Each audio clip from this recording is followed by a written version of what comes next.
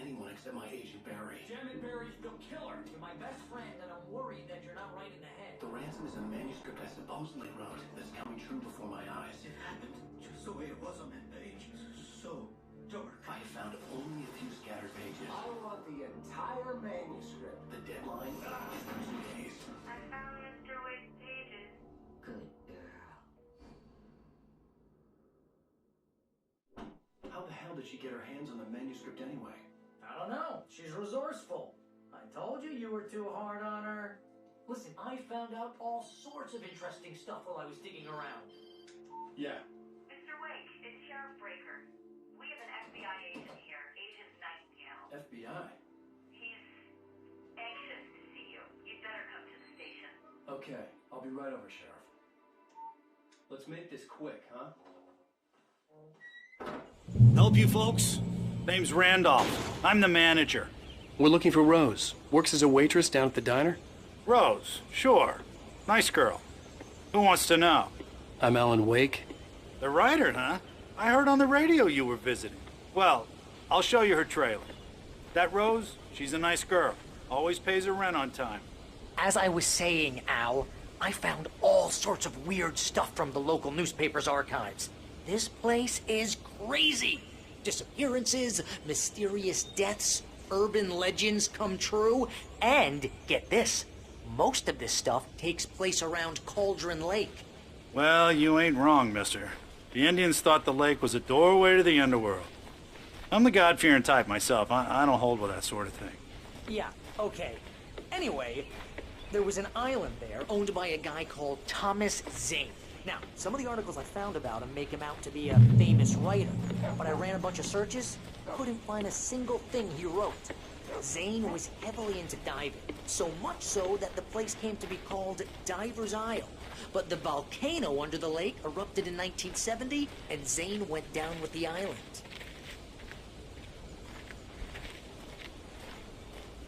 Yeah, how about that? It was there in the morning, as if it had fallen from the sky. But it would take a tornado to lift something like that. We're damn lucky it didn't crush any of the trailers.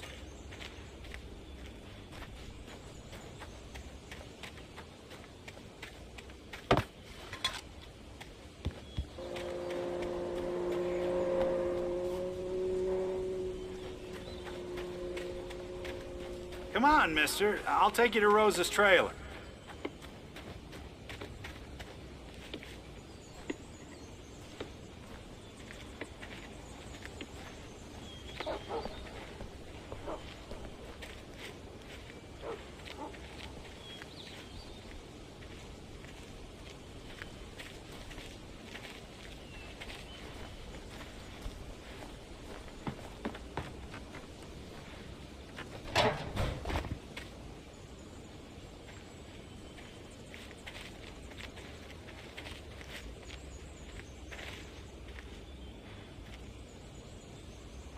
Gets better.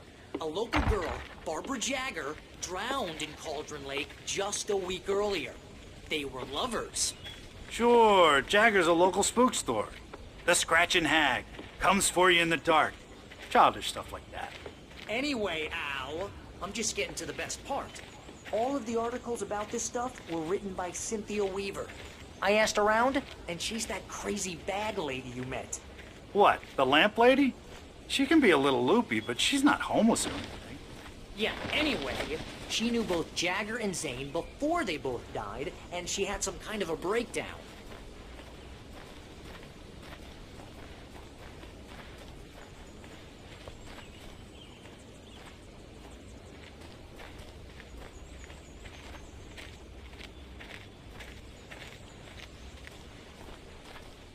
Well, mister, this here's Rose's trailer. You mind me asking what you want with her? We're just here to talk to her, pal.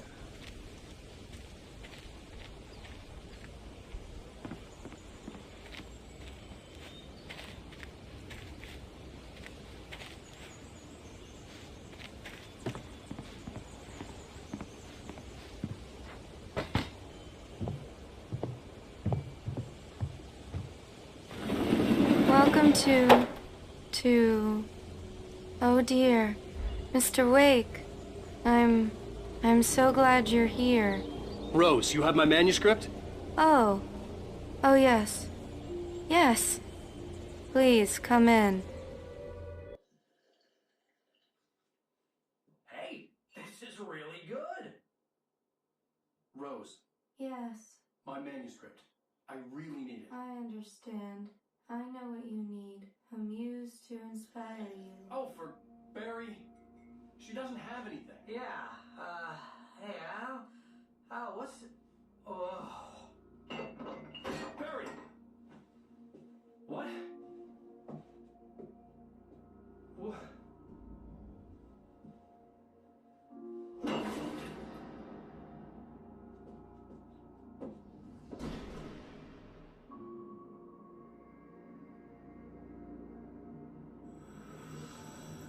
It's coming for you, hiding in my barbarous skin. I'm too weak to stop it. You must turn the lights on.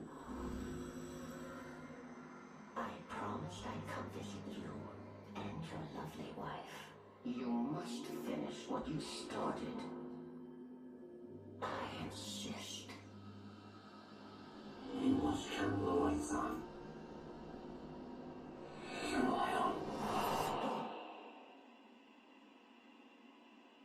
Back to work, boy.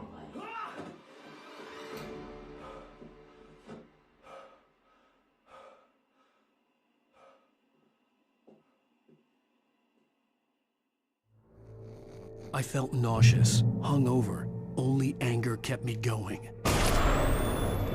I can't tell reality from dream anymore, but it seems I have an imaginary editor to help me. She's an old woman in a funeral dress. I call her Barbara Jagger. She's very strict. I'm writing faster and faster. My manuscript is being heavily revised. The edits are getting very aggressive, and each day there's less of me and more of her. I hate it, but I know she's right.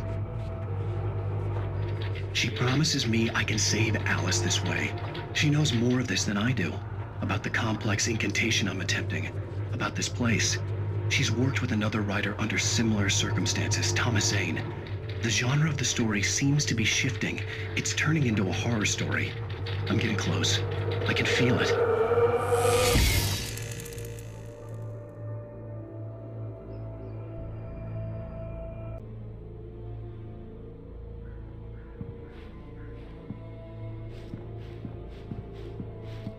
Rose took a day from me. I had less than 12 hours left to meet the kidnapper. All I could do was get Barry into the car, work something out once I got on the road. Barry was out of it. He was way too heavy to carry. You're right. I deserve more money. I'm so handsome. Welcome to the Oh Dear Diner. What can I get you today? Coffee? I couldn't work up much hate for Rose. Something had used her to get to me and left its mark. First refill is free. Milk and sugar on the counter there. Would you like to hear today's specials? Thank you. A nice day. Come back soon.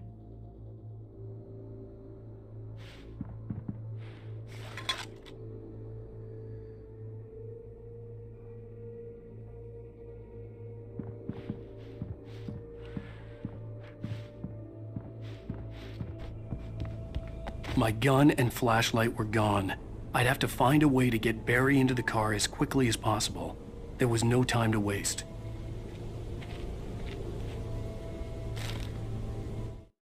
Mr. Randolph liked Rose. That little smile she had. How she was still sweet when life had tried so hard to make her bitter. It wasn't any of his business what she did in her trailer. But those strangers, the writer and his smart-ass sidekick, looked like trouble. And they'd been in there for hours. Way past her normal bedtime. He reached for the phone and called the sheriff's station.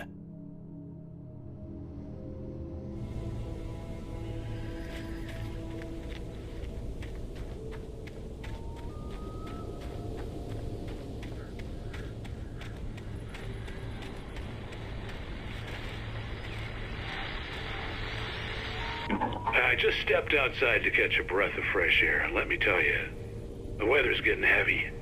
Nights like this make me especially glad I'm here talking to you and not home in bed. Once the weather takes a turn like this, I can't sleep at all. It's tangled bed sheets and dark thoughts, punctuated by the occasional plunge into nightmare.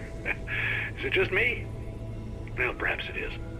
But I hope I can make the night a little bit easier to get through. Caller, you're on KBF FM. Hey, Pat, it's Walt Snyder. What's on your mind, Walt? Well, I am the way you are, but, I can't sleep either, you know? I just been staring out the window here, trying to make sense of it all, but, I ain't been drinking either, you know? I just... Well, you sound like a man with a problem, Walt. Yeah, I had argument with Danny, and, then I got in trouble with the law, and, I'm just, well... I heard something like that, Walt. Yeah, well, Danny's my best friend, and, they let me bail today, and now I'm just alone here at the window, waiting.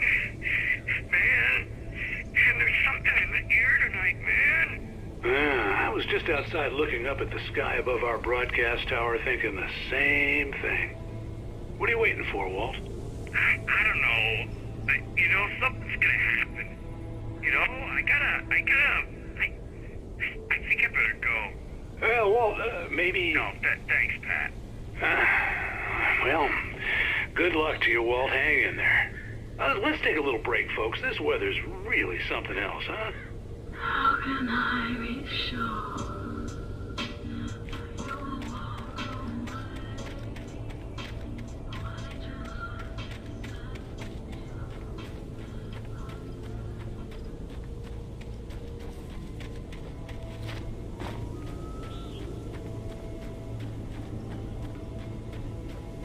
Oh, you're gonna get it now.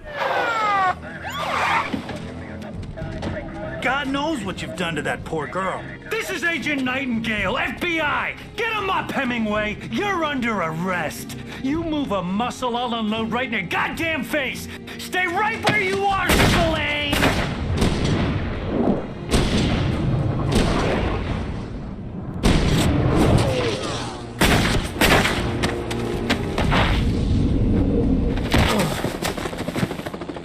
What are?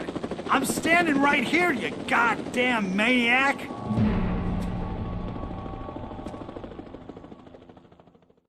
I hated to leave Barry behind, but there was no way I'd miss my appointment with the kidnapper.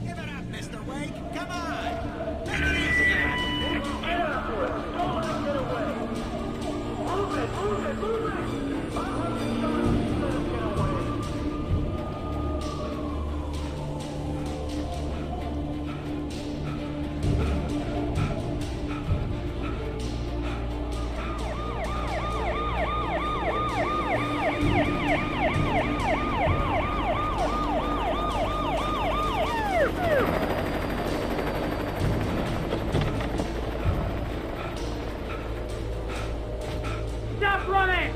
There he goes! Okay, man. Keep your eyes peeled. He's gonna try to make it through here.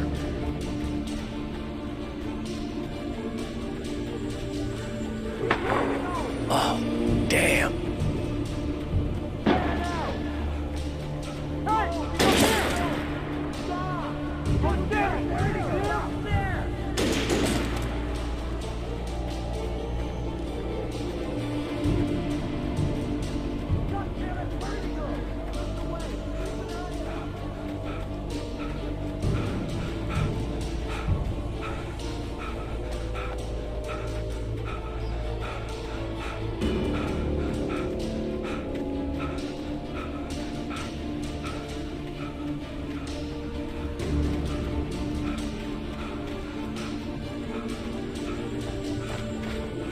Come on, guys. We need to head him off.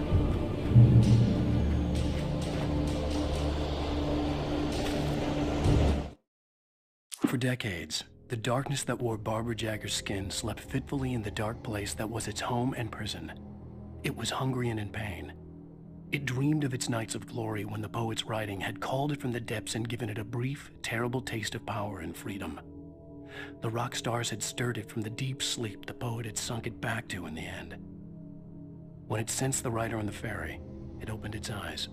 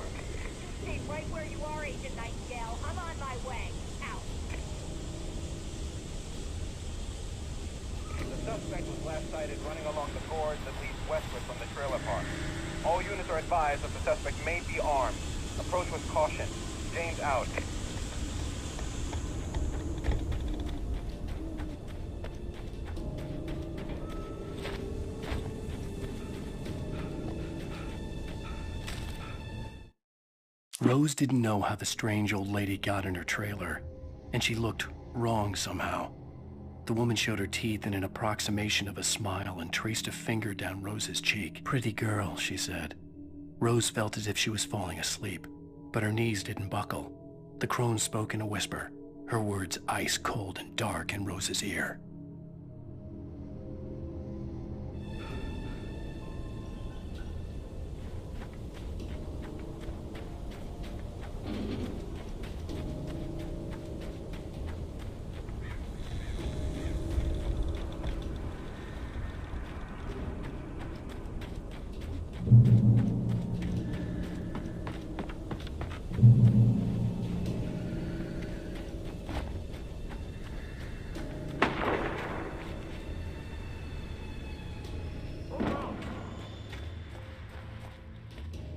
Search the area.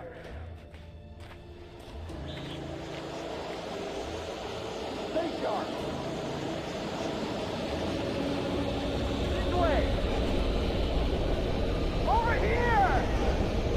Hey, who's there?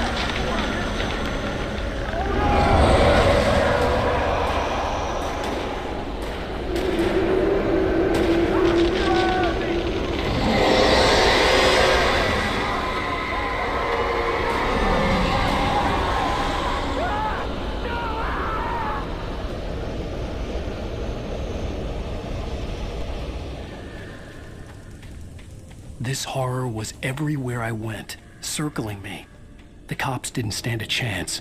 They were after a writer, not a monster.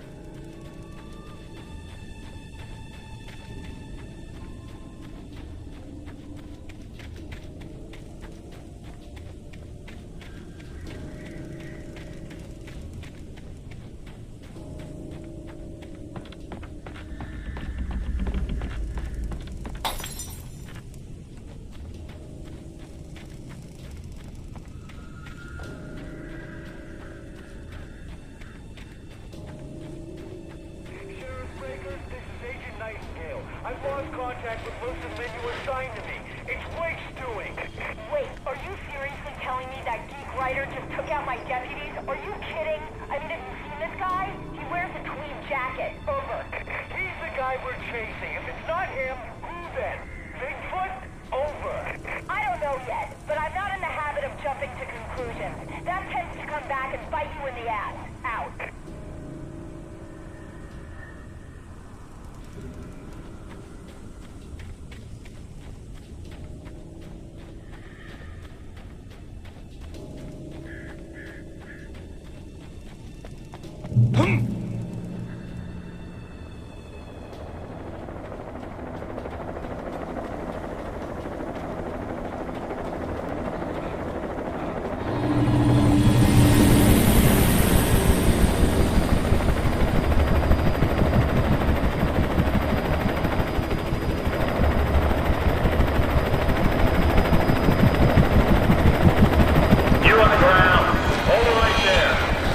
There's nowhere to run.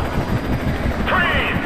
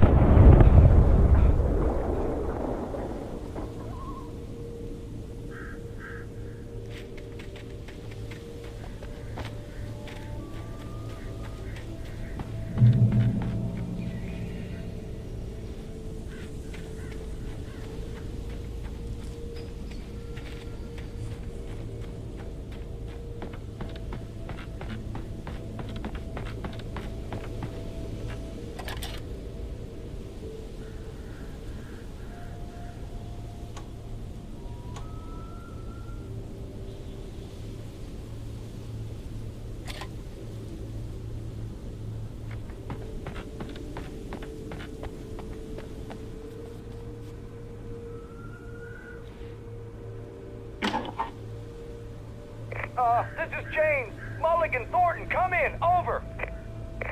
Thornton here. James, we got both Wheeler and Rose in custody. They didn't put up a fight or anything. Why, hey, what are you doing? Come on. Sit down and give me that. James, Mulligan here. Over. Go ahead, Mulligan. Over. We got Wheeler and Rose here. Wheeler's drunk or hopped up on something. Speaking of which, that Fed had a pretty distinctive whiff of Otis Scotch about him, if you know what I mean. Over. I don't have anything on that, Deputy Mulligan. Over. Well, whatever.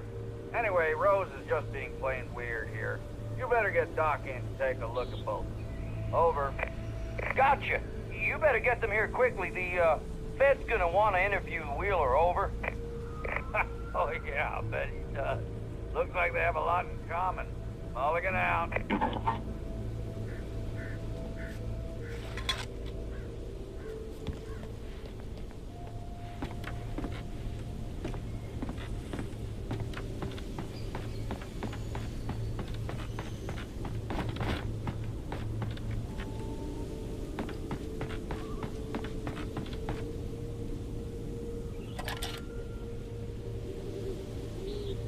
I could see the lights of the radio station in the distance.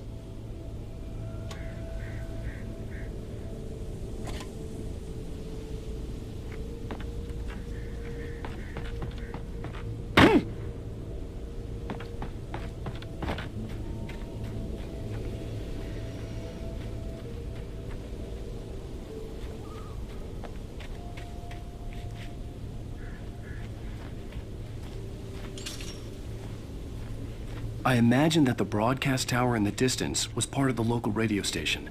Maine seemed like a decent guy. Perhaps he could give me directions to the coal mine.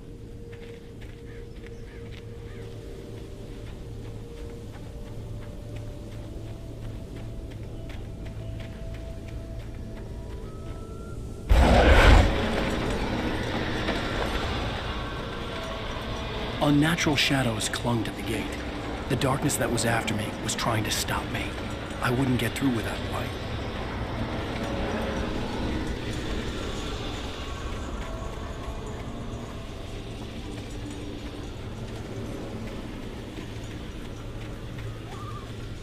There was no power to the searchlight.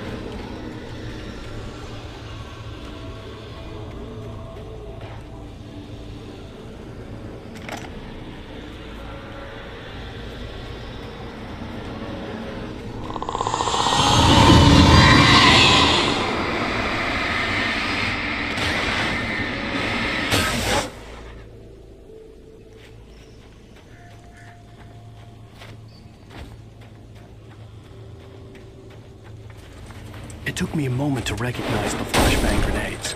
They were an ideal weapon for my situation. Team 1, come in. Over. Team 1, this is Sheriff Breaker. Report. Over. Team 2, come in. I need a report. Over. Come on, guys. Talk to me. Come in, please. Over.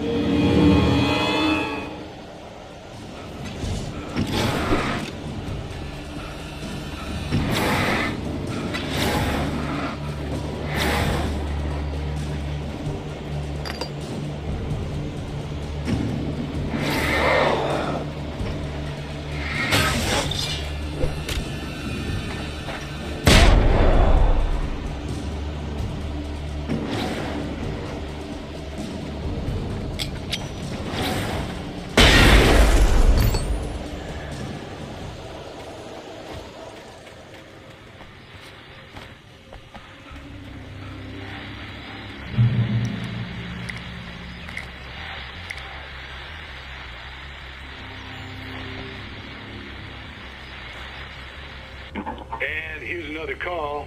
You're on KBFFM with Pat Maine. It's Milt Peabody, Pat. What's on your mind, Milt? Well, I live near the trailer park, Pat, and there's a big ruckus going on over there. Well, that's just up the road from me, too. What's going on, do you know? I don't know, but there's a bunch of police cars there, lots of sirens, a helicopter buzzing around, and I think I heard some gunshots. Gunshots? Yes, sir, like from a pistol. So can you find out what's going on? Because it's just next door and they're popping off guns there. They're still shooting? No, it was maybe 10, 15 minutes ago. It sounds serious, Pat. I'm telling you, it don't sound like no party. I'm certainly going to give the station a call, Milt. Okay. You'll hear it here as soon as I hear from them. Okay, thanks.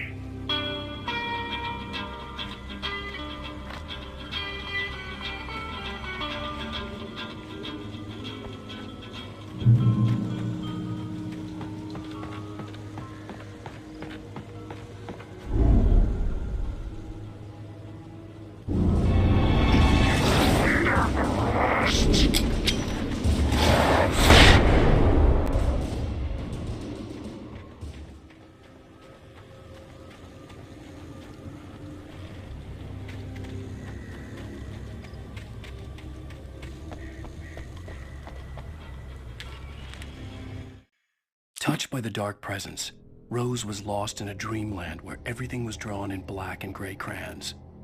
The old lady had promised her that all her wishes would come true. She would be Alan Wake's muse. She was smiling so hard it hurt her face.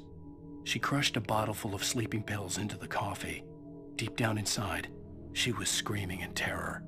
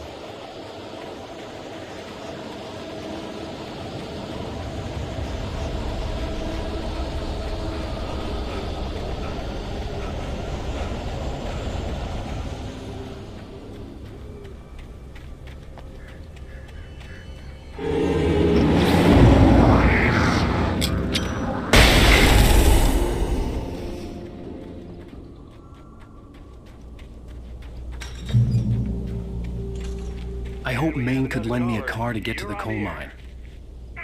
It's Lorna Miles. Oh, hello, Lorna. What do you have for us? Well, I just don't see why the cops bothered with the trailer park. What do you mean? It's a trailer park. Of course you're going to have trouble in a place like that. I mean, what do you expect? The sheriff should be helping us normal citizens instead of wasting resources on those people. Well... Let the trash sort themselves out. I'm sorry, but my granddaddy settled in Bright Falls in 1911. Well, thank you very much for that compassionate viewpoint, Lorna. How can I be sure?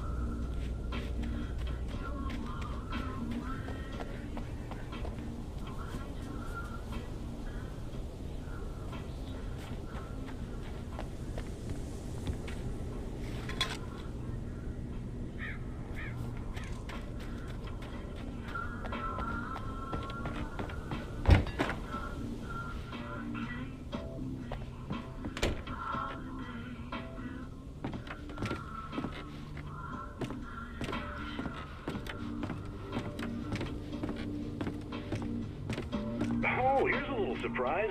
The famous writer Alan Wake just walked in. Folks, I'm going to see if I can talk him into an interview. Come on in, Mr. Wake.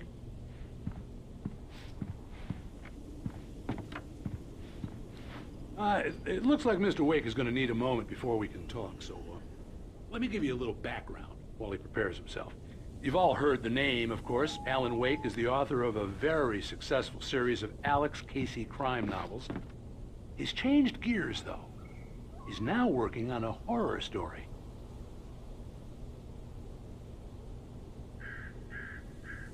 Now, you probably know that Mr. Wake is a somewhat controversial figure.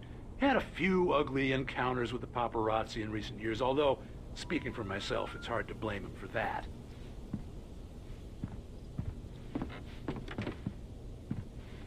Regular listeners will remember that I met him on the ferry last week.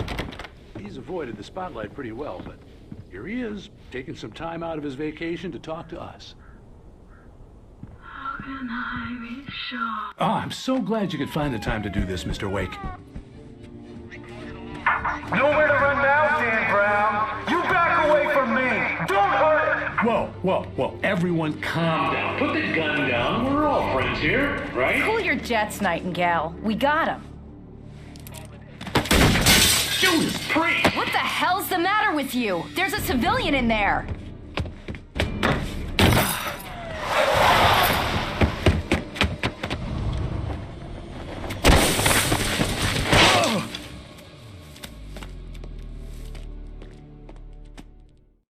I'll get you yet, even if it kills me. You hear me? You hear me, H.P. Lovecraft? I had fallen off so many cliffs it was ridiculous. That's what you get for naming a book The Sudden Stop. It was probably good I hadn't had the chance to tell Maine where I was going. I'd have to lose the cops and find my own way to the mine.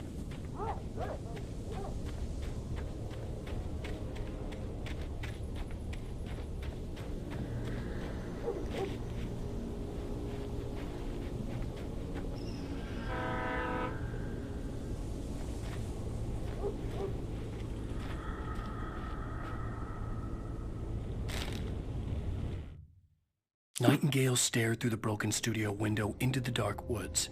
He turned around, started to walk out, but Maine grabbed his arm. "Young man, you almost shot me. You don't shoot off rounds at people like that.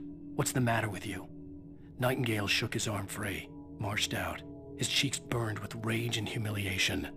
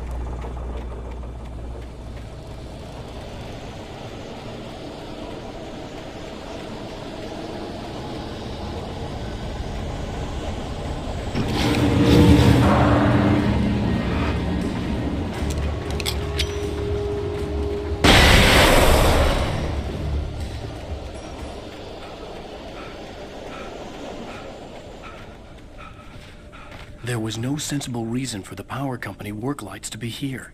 It was almost as if they'd been left for someone like me to use.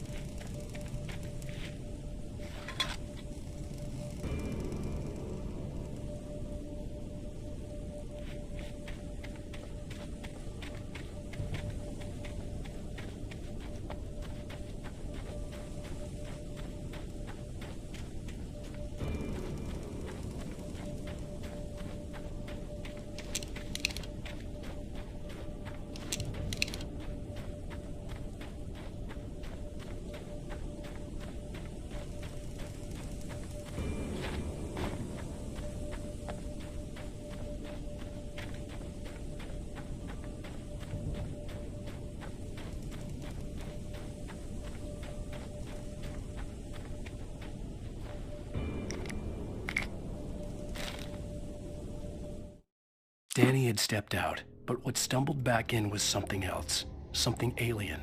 A monster. Walter tried to kill it, first with his fists, then a chair. It wouldn't die. Instead, it kept coming, unaffected by the beating it had taken. After Walter managed to kick it down the cellar stairs, fear took over. He ran, got behind the wheel, gunned the engine. The booze wouldn't make him forget, but he knew he had to try.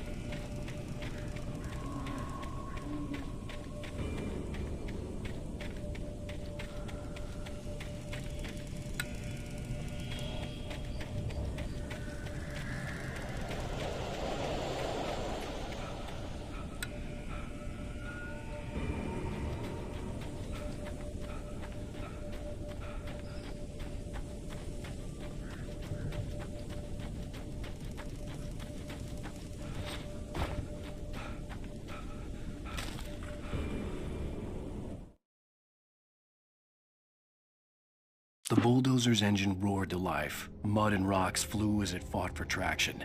It crashed through the concrete wall and landed heavily in the yard. If it were an animal, it would have shaken its head after the impact, fixed its eyes on me, and charged. Of course, it had no head, nor eyes. Shadows crawled on its form, twisting it into a monster. Then, it came for me.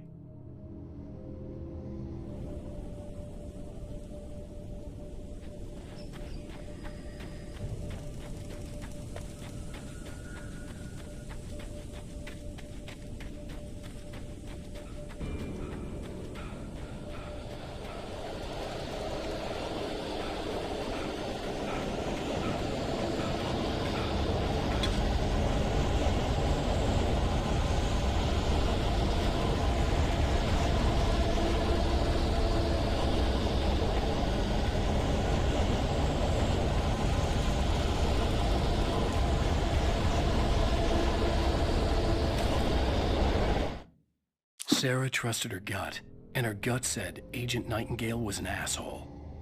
He felt wrong, and it wasn't just the smell of stale booze.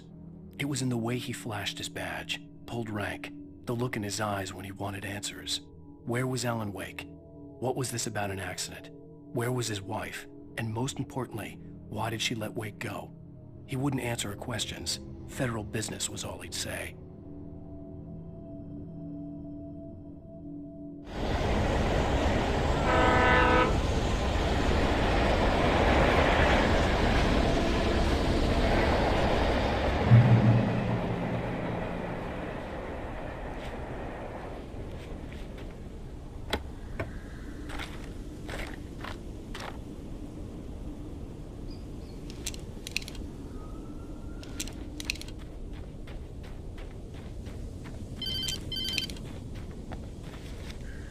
Hello? He's the most stubborn man I've ever met. Alice? Alice? Alan, I'm so afraid. He keeps me in the dark. Please help me. I look at you, Alan, and it's not you. Something else. Looking out from behind your eyes. Alice, I'm here. I'm so alone here. It's all gonna go to hell. You need to be careful. Cooperate. The connection had been terrible, but that wasn't the only thing that hadn't been right with the call. She sounded wrong somehow, but she had called me.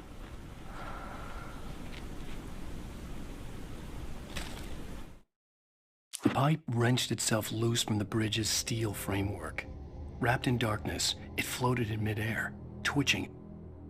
For a moment, I didn't understand what I was looking at. The heavy object lurched at me with impossible force. I threw myself out of the way, but just barely. When I turned my flashlight on it, it shook in a dark rage before it flew at me again.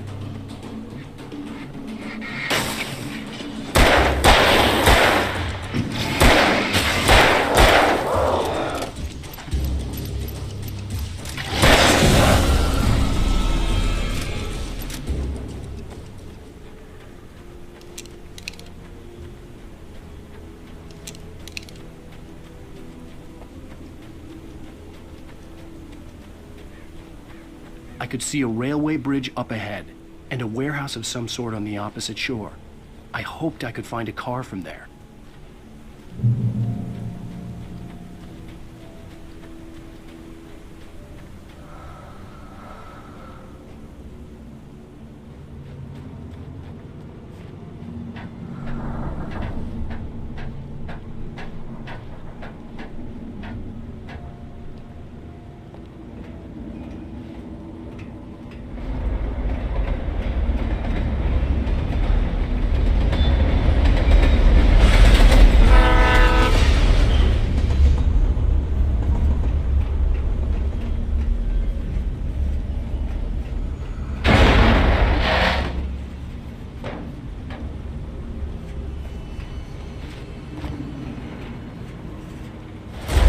That was pursuing me was growing stronger, and it was taking over everything in its path.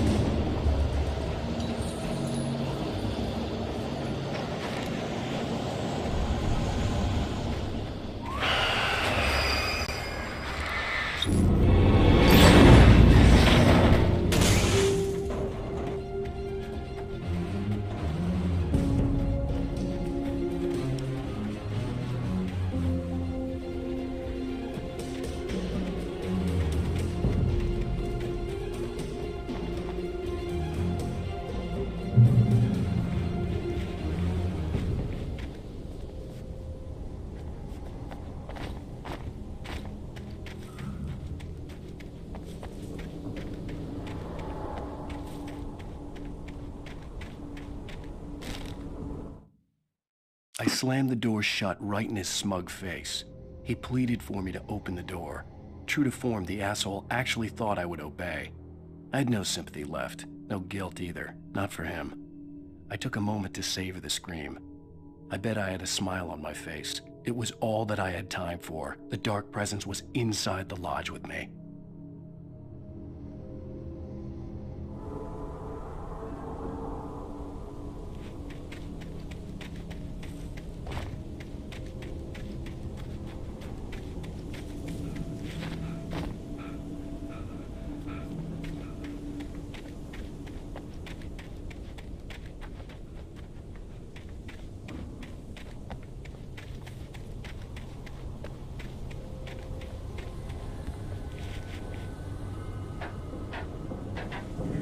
As a teenager, just starting to get interested in writing, Stephen King had been a source of inspiration to me.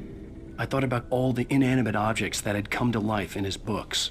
No one is safe in a good horror story, certainly not the protagonist. That's what makes them fun. This was anything but. The darkness could possess anything, and it was getting closer.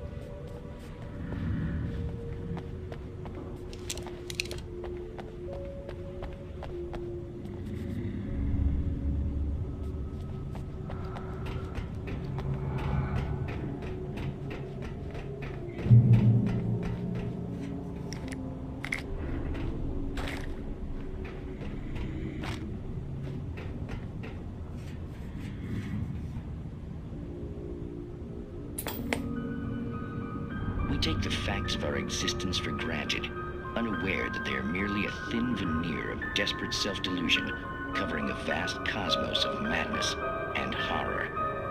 All too often, the stars are right. In Night Springs. Tonight's episode, a family occasion.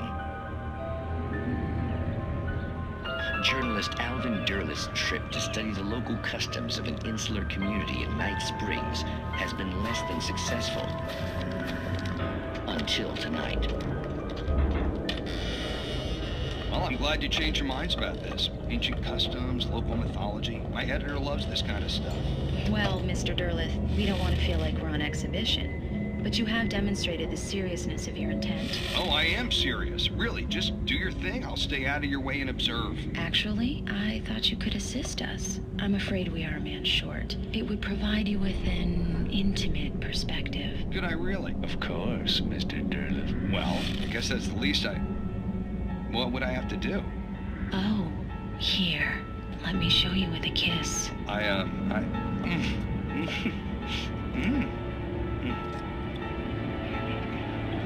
What did you...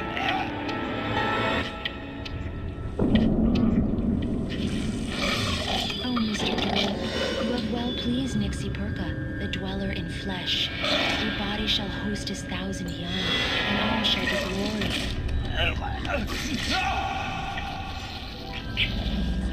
Shh, darling, be calm. Shh. Alvin Derleth learned a harsh lesson. If you go looking for mythology, it may come looking for you. And such quests always bear fruit. In Night Springs.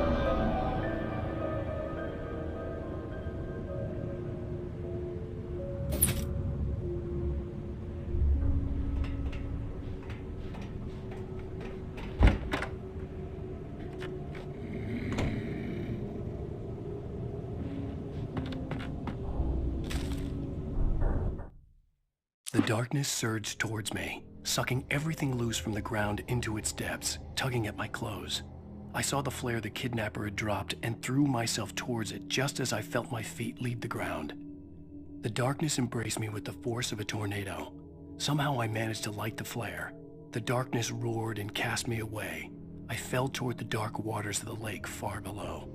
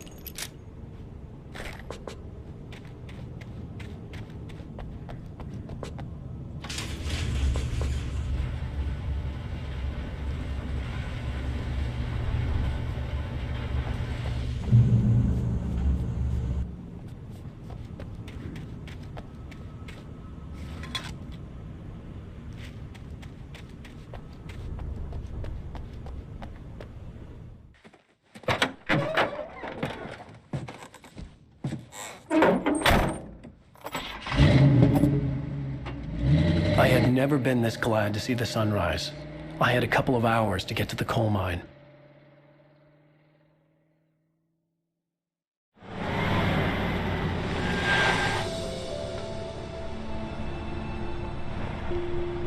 coal mine wasn't far now.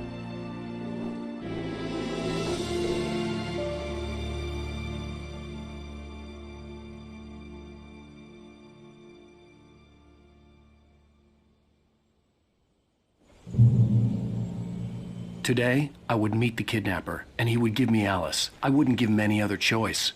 A drowning man will clutch at a straw. Little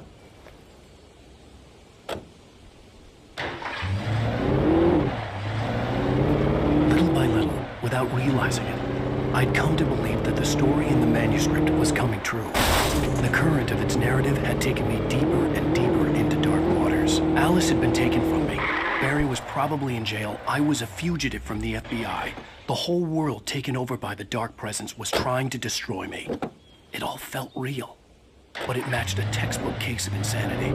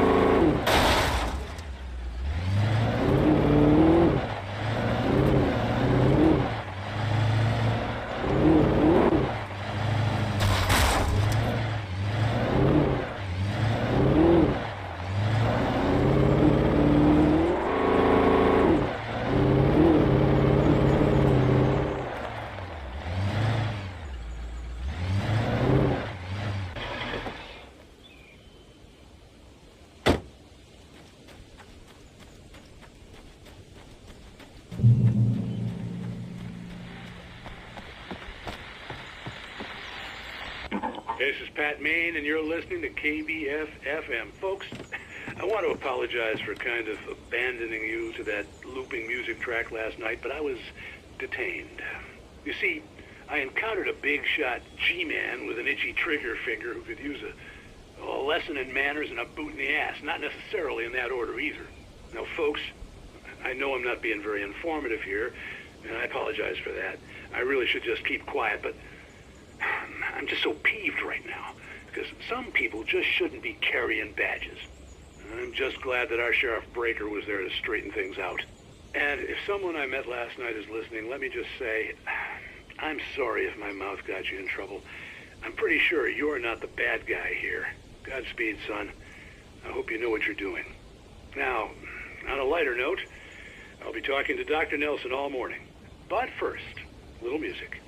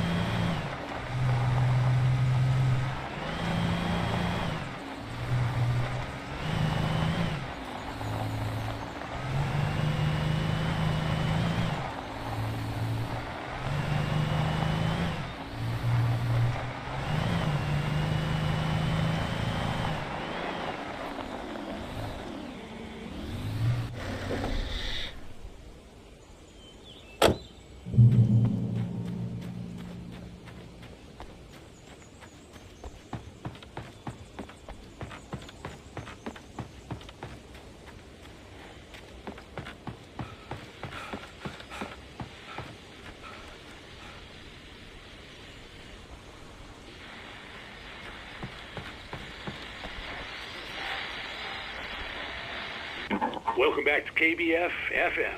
Hope you enjoyed that tune.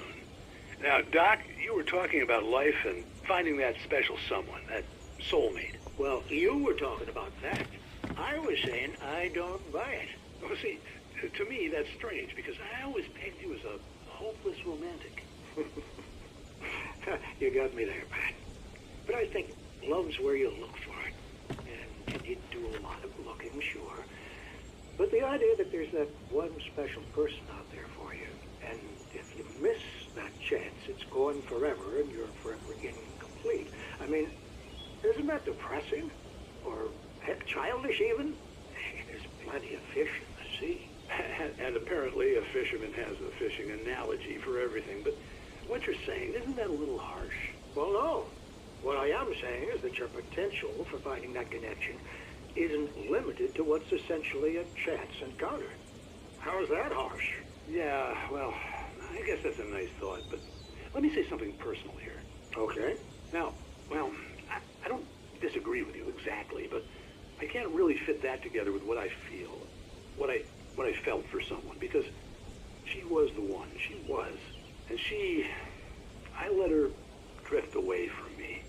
Maybe I didn't put in the work, I don't know, but, well, since then, and it was a long time ago, but since then, there hasn't been anyone, not like her. And I'm not saying I dwell on her or haven't moved on. I like my life. I'm not living in the past, but I do miss the way she completed me. You can't argue with the heart, Pat. I'm sorry, folks. I had kind of a scary experience last night, and let's just say it's shaken a few things loose.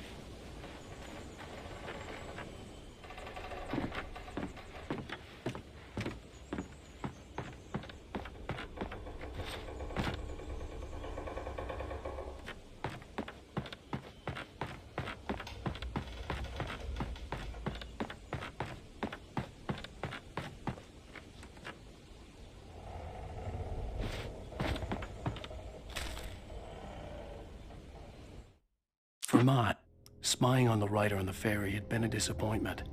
His boss had made Wake out to be something special, but Mott hadn't been impressed. He'd gotten a good long look at the wife, though, and he liked what he saw. Mott had fantasized about goading Wake into a fight, but it hadn't happened. Still, he'd get his chance to see if the writer had anything in him. He'd been promised as much.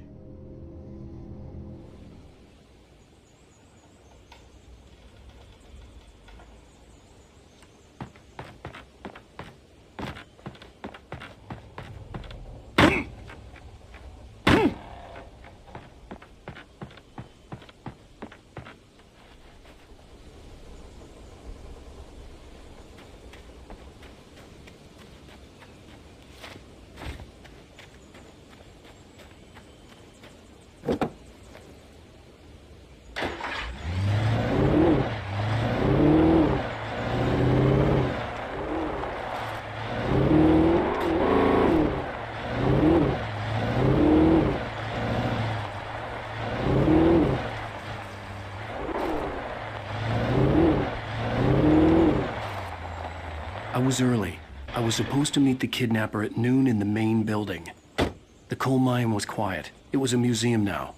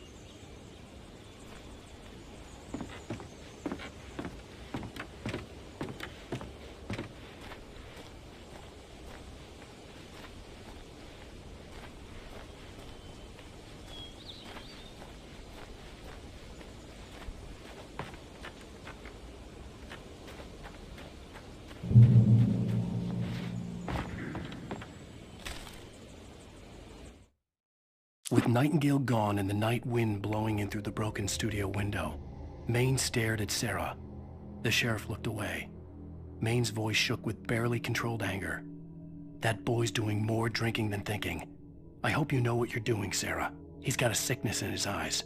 You take my word for it. He wants Wake for a reason, and it's not for anything good.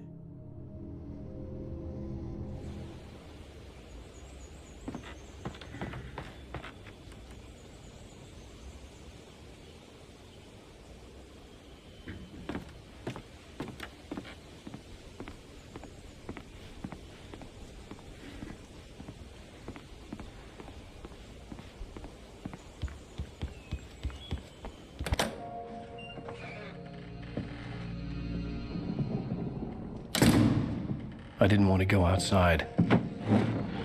Cops had to be looking for me. The noon sun turned the place into a sauna. The day dragged on.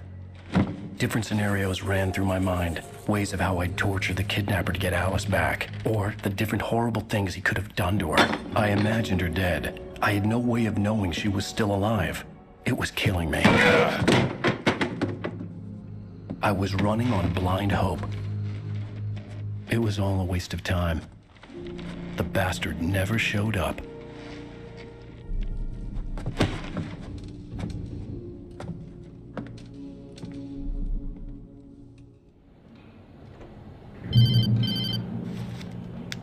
Wake! Where the hell are you? Change of plans. You know where Mirror Peak is? It's a big mountain north of where you are. You follow the path from the mine, you can't miss it. There's a lookout point there. I'll be waiting. I'm through being jerked around by You you. want to see your wife alive? Because if you do, you better watch what you say to me. Do we understand each other? I want to talk to Alice. Yeah, and I want the manuscript. Don't keep me waiting, Wake. Hello? Hello! Ah! I'm gonna kill him! I had to get to Mirror Peak.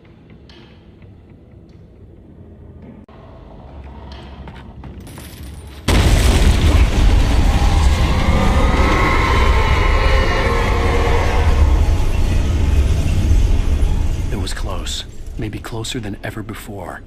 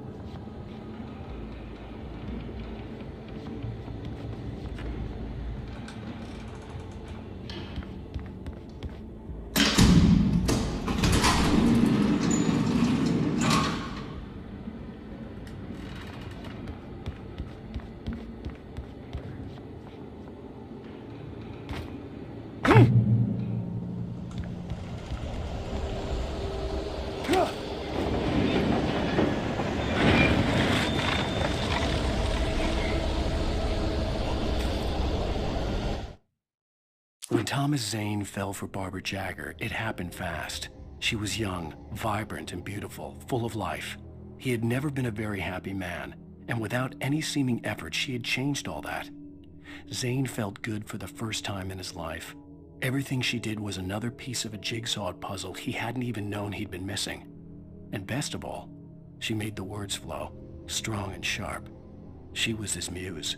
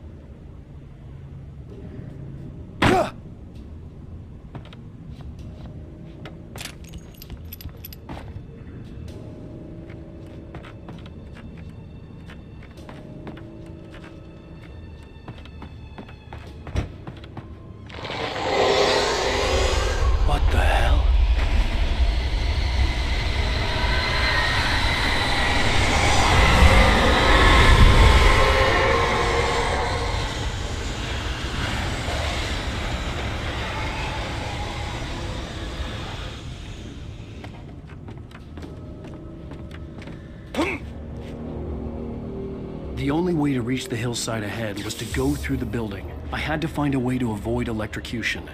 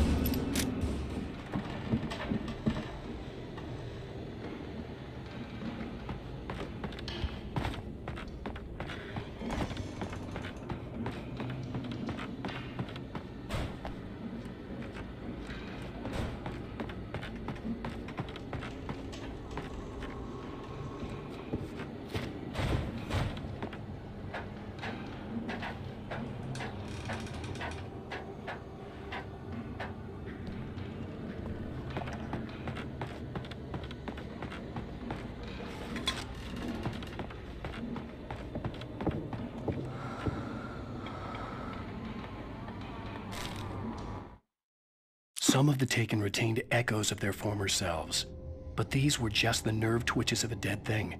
Nothing remained but a shell covered and filled with darkness. In most cases, these puppets were enough for the purposes of the dark presence. But for anything more elaborate, as with the writer, it was different. It needed his mind. And so rather than taking him over completely, it merely touched him.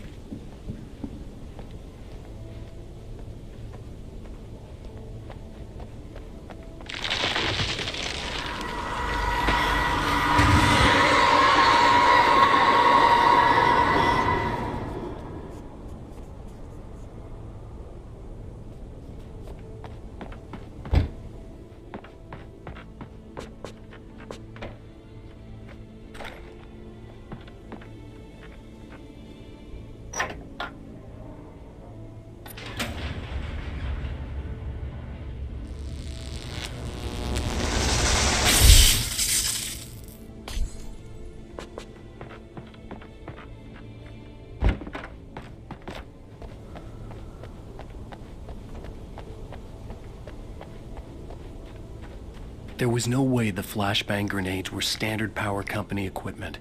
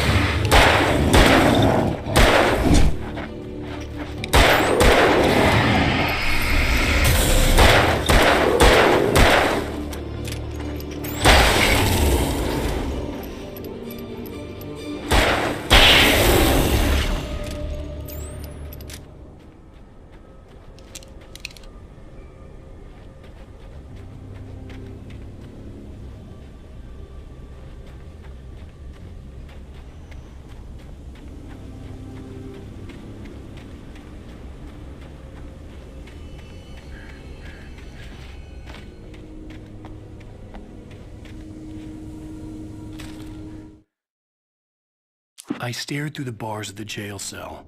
Barry stood behind me, swaying on his feet, looking as ill as I felt. Agent Nightingale stood on the other side of the bars with Sheriff Breaker. Nightingale had a stack of manuscript pages in his hand. He seemed unhinged as he gloated. "Well, I've got you now, Raymond Chandler. It's all here. All the evidence, including conspiracy to murder a federal agent."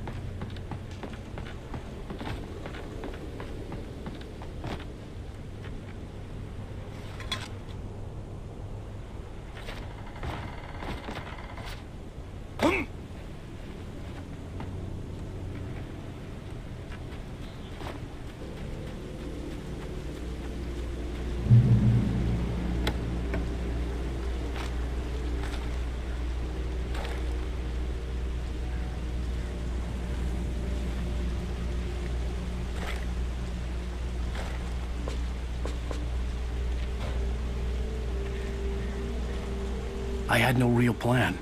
I was going to give the kidnapper all the manuscript pages I had for Alice.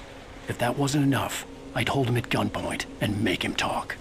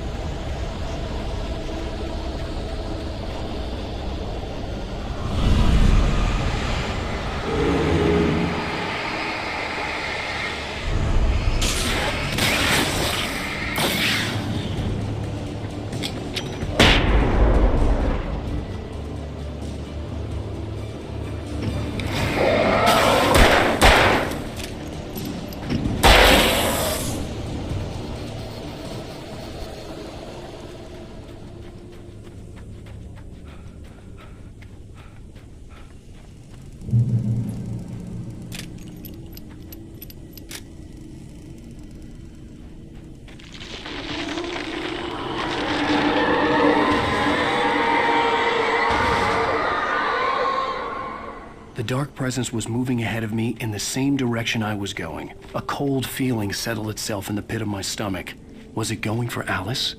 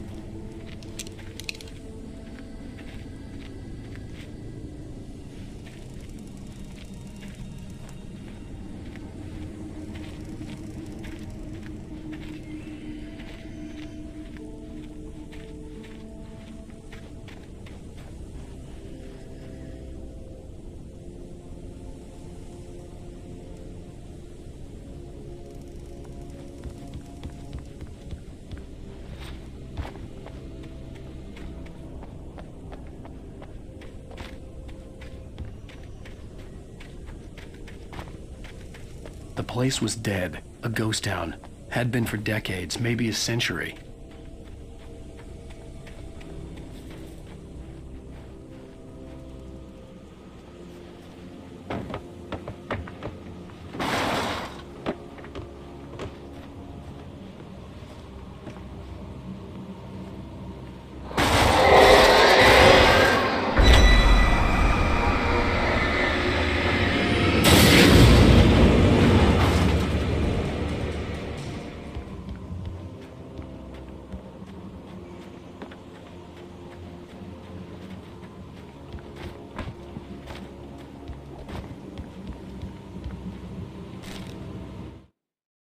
Things were never as simple in real life as in fiction.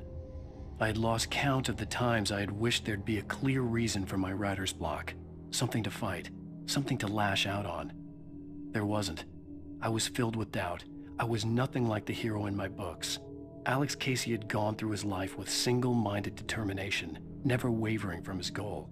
Even now, I was angry at myself, angry at Alice, angry at Barry. I was fumbling and I had no plan.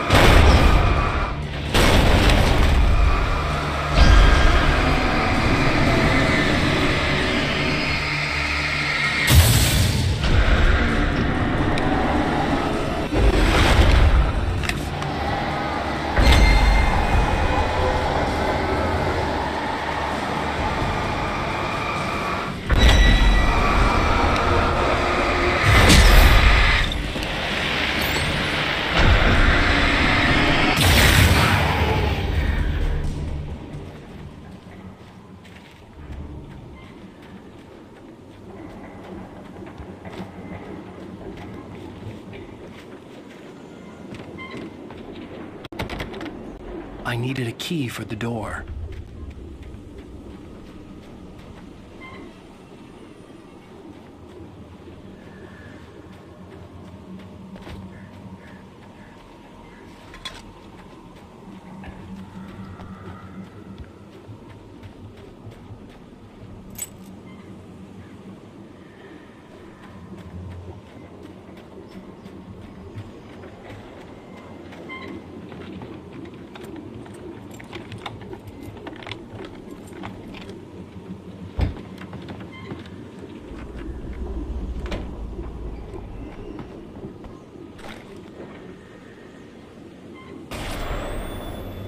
Anything outside of writing is a struggle. I feel ill. I managed to make my way downstairs. There's a shoebox filled with books and papers by Thomas Zane. It's very hard to focus, but I managed to read some of it. He's a poet, and a good one. He writes of muses and creators summoning fabulous things from a magic lake, using his powers to shape the world of a realm of gods and dreams and demons, dark things that wait for a chance to slip through, wearing the flesh of men as disguise. Zane writes about himself, his girlfriend being taken over by a dark presence, about growing scared of the lake. Zane believes it's a mirror to the gaping void of darkness above, where some Lovecraftian presence lurks. I crawled back upstairs. I'll borrow these things for my story. They ring true. They fit.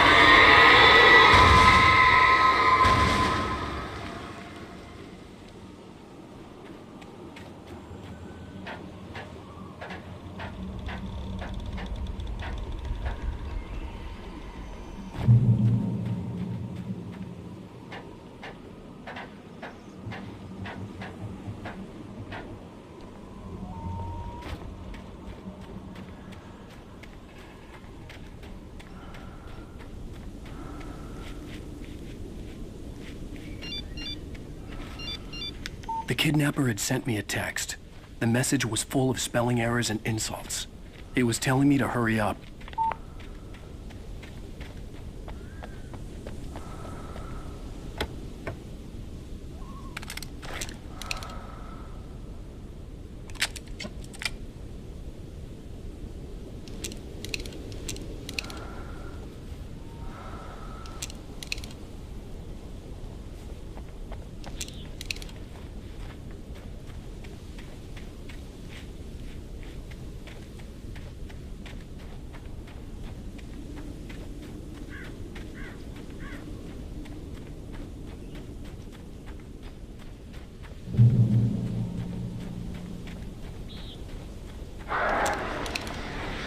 Birds.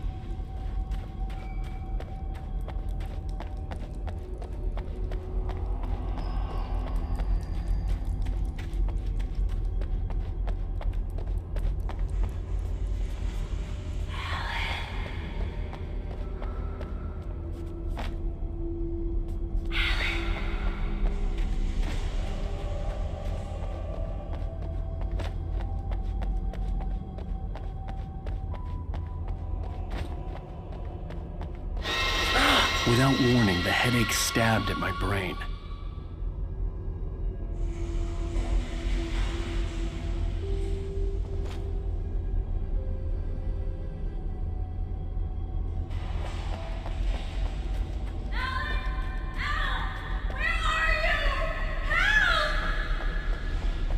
Alice?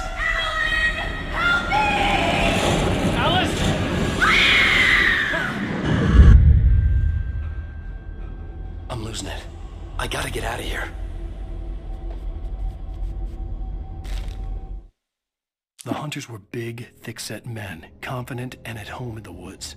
They were feeling good, running on beer, ghost stories, and camaraderie late into the night. It did them no good, as they were taken by the dark presence, sucked deep into a darkness far worse than any ghost story they ever told or heard.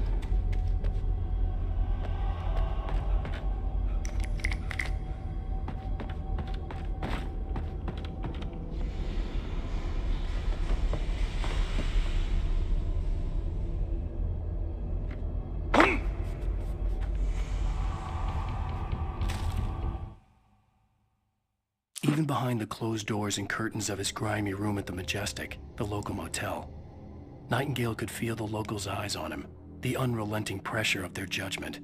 He forced it out of his mind. For all he knew, they could all be under Wake's spell already. You do what you have to do to get the job done. He took comfort from the bottle in his hand. Please, he thought, just let me get through this.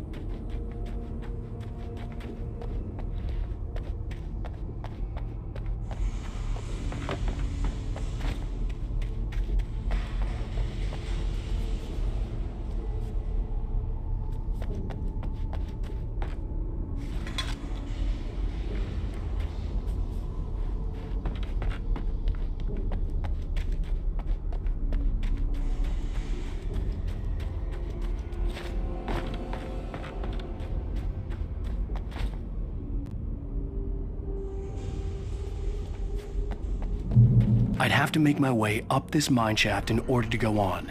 Maybe the machinery could help me with that.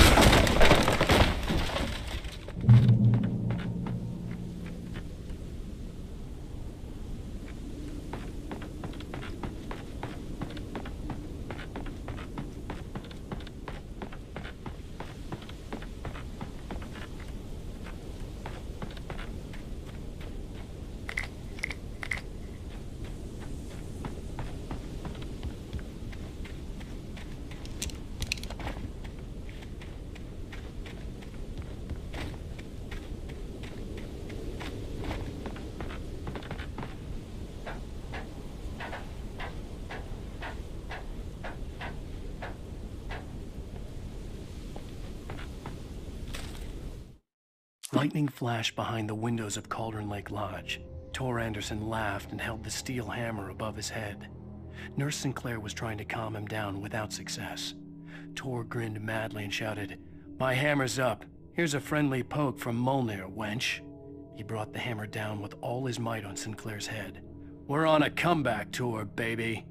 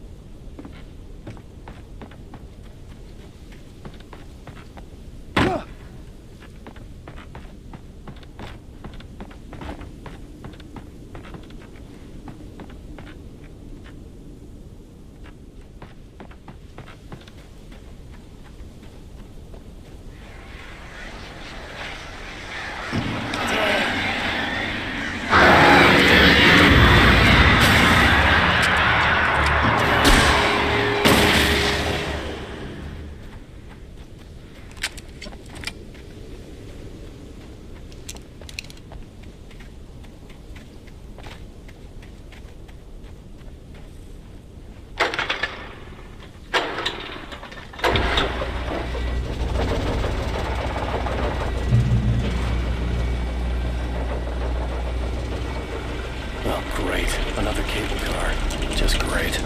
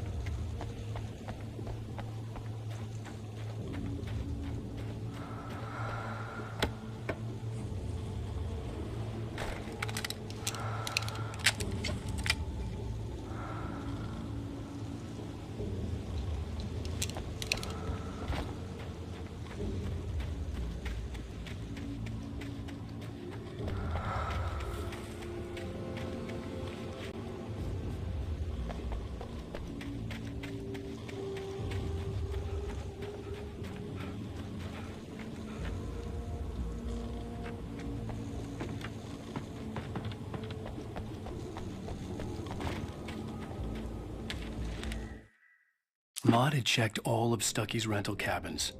There had been no sign of the Wakes. It was dark when he'd found their car parked at the end of the road by Cauldron Lake. It made no sense. They must have taken a wrong turn, but there was no sign of them, and the car had been there for hours already. Frustrated, Mott stood on the rotten ruin of the footbridge that had once led to Diver's Isle before it sank beneath the waves years ago. The boss wouldn't be happy.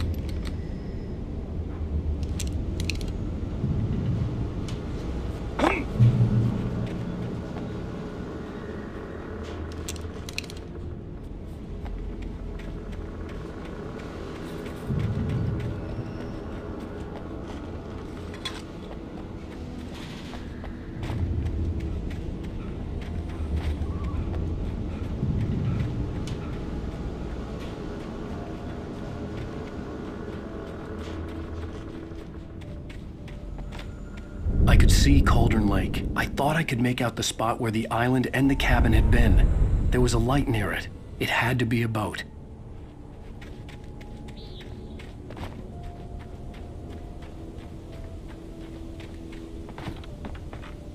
I was close now.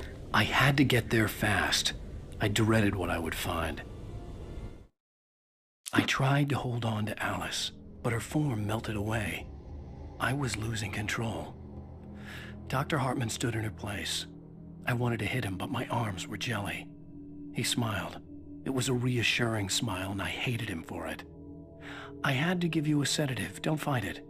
You went through another rough period. Right now, it's very important that you stay calm. We don't want you to have another episode. You're a patient at my clinic. Have been for a while now.